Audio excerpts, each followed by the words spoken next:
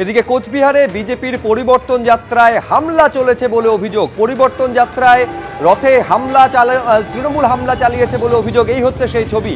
এই কোচবিহারেই কিন্তু পরিবর্তন যাত্রা চলাকালীন প্রধানমন্ত্রীর আসার কথা রয়েছে, যোগ দেওয়ার কথা রয়েছে। আর সেই জেলাতেই বিজেপির এই পরিবর্তন যাত্রার যে রথ, সেখানে হামলা চালিয়েছে তৃণমূল বলে অভিযোগ করা হচ্ছে বিজেপির তরফে। দেখতে পাচ্ছেন গাড়ির কাঁচ ভাঙচুর করা হয়েছে, এমনকি গাড়ির চালককে পর্যন্ত মারধর করা হয়েছে বলে অভিযোগ।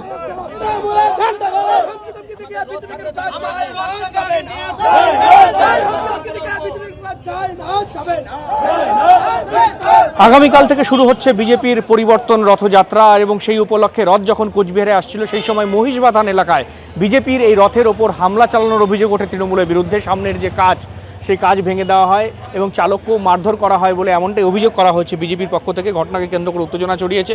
বিজেপির দাবি এই ঘটনার পেছনে তৃণমূল কংগ্রেস জড়িত রয়েছে, এবং বিজেপির দাবি এইভাবে কিন্তু বিজেপির রথ আটকানো যাবে না। এবং বিজেপি অভিযোগ করছে যখন এই রথ তারা নিয়ে আসছিল এবং সেখানেই মহিষবাথানের কাছে সেই রথকে লক্ষ্য করে হামলা চালানো হয় এবং সেই রথের কাজ ভেঙে দেওয়া হয়, এবং ঘটনাকে কেন্দ্র করে উত্তেজনা ছড়িয়েছে।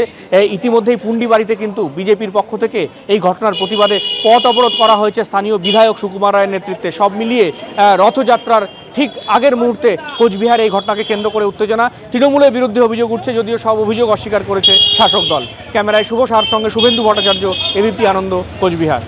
আজকে গাড়িটা আসতেছিল, শুধু এই থাকবে এক জায়গায়, সেই রাস্তা ছিল, কেউ ছিল না। সেইখানে 7-8 জন সায়নদীপকে আসে তৃণমূলের যুব কংগ্রেসে, ওর নেতৃত্বে মোটরসাইকেল বোলেরোর সামনে নিয়ে এসে গাড়িটা ভাঙচুর করছে।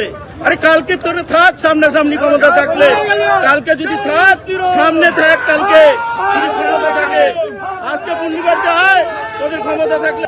যদি এরপরে যদি কালকে যদি খালে রাতের যদি বাধা দেওয়ার চেষ্টা করে, তার জন্য কর্মীরা যা করার তাই করবে। এদিকে গত 2 তারিখ তফসিলি এলাকাভুক্ত 84টি কেন্দ্রে প্রচারের নির্দেশ দিয়েছেন অভিষেক বন্দ্যোপাধ্যায়, যাকে কটাক্ষ করে বিজেপির বক্তব্য পরিবর্তন যাত্রা দেখে নকল করাই কাজ তৃণমূলের। দেখুন, আপনাদের জন্য বিশেষ কিছু বাহন গাড়ির ব্যবস্থা করেছে দল। সেই গাড়িতে আপনারা আগামী 2 মাস প্রচার করবেন। প্রত্যেকটা গাড়িতে 3 জন 4 জন 5 জন করে প্রতিনিধিরা থাকবেন, এবং আগামী 2 মাস আপনাদের এই প্রচার চালাতে হবে। সবাইকে কিছু বুকলেট দেওয়া হবে। আপনারা বিভিন্ন গ্রামে যাবেন, এলাকায় যাবেন, এবং সেখানে গিয়ে আমাদের যে সরকারের সাফল্য এবং বিজেপির ধারাবাহিক অত্যাচার এসসি এসটিদের উপর, এগুলো পুঙ্খানুপুঙ্খভাবে আপনাদের তুলে ধরতে হবে। বিজেপির পরিবর্তন যাত্রা বেরিয়েছে, অভিষেক ব্যানার্জি অ্যানাউন্স করে দিয়েছে। তাদেরও একটা যাত্রা বেরোচ্ছে এলাকায় এলাকায়, তাদেরও ম্যাটাডোর সাজিয়ে নানা রকম ভাবে যাত্রা বেরোচ্ছে। অর্থাৎ বিজেপি যা করবে তাকে অনুকরণ করাই হচ্ছে তৃণমূলের কাজ। এটা একটা নকল করনেওয়ালা পার্টি। নকলি যাদের ধর্ম, তারা নকলই করবে, এটাই স্বাভাবিক। রাজ্যে নির্বাচন কমিশনের ফুল বেঞ্চ আসার আগেই বৈঠকে বসতে চলেছে এবার নির্বাচন কমিশন। জেলা নির্বাচনী আধিকারিক অর্থাৎ যারা জেলা শাসক, পুলিশ সুপারদের নিয়ে বৈঠক করবে কমিশন। ভার্চুয়ালি হবে এই বৈঠক।